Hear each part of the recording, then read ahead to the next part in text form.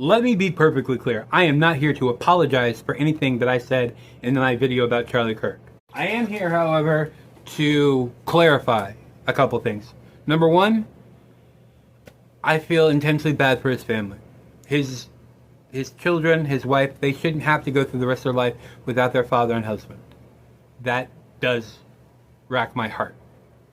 Another thing I wanted to clarify, and I have absolutely no idea how anybody got this impression because I didn't say it, nor did I intimate it in my video. My first video, before we found out that Charlie Kirk had died, somebody said that I was happy he died, or happy he got shot, and was hoping he died. That is not true. At no point was that ever even suggested. The whole point of the disagreements that Charlie Kirk and I have when it comes to gun violence is that I don't want people like the guy who shot Charlie Kirk to be able to get a gun. He wants people to be able to get guns even if they have mental problems like the guy who shot Charlie Kirk. Charlie Kirk would have advocated for that man who shot him to be able to buy that gun. I would have advocated against it because I wouldn't want anybody, including Charlie Kirk, to be shot. So saying that I wanted him to die, or I wanted him to be shot, or I was glad that's bullshit. And it doesn't pass the smell test. I literally spend money, time, and effort trying to make sure that shit like that happened to Charlie Kirk does not happen. So more children and spouses don't have to go through life without their loved ones.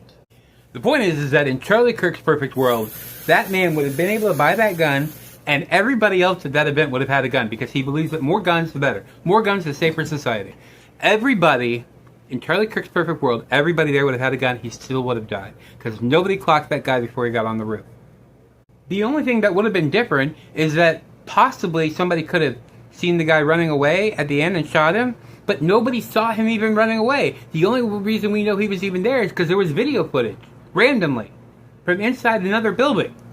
Now, in my perfect world, there's still a chance he could have gotten that gun, and there's still a chance he could have killed Charlie.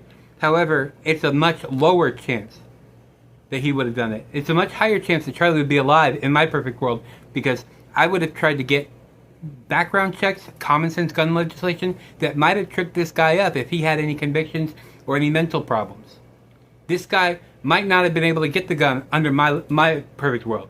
He definitely would have gotten it under Charlie's, and the same thing would have happened. The only difference is there could have been more gunfire because everybody else would have had guns too.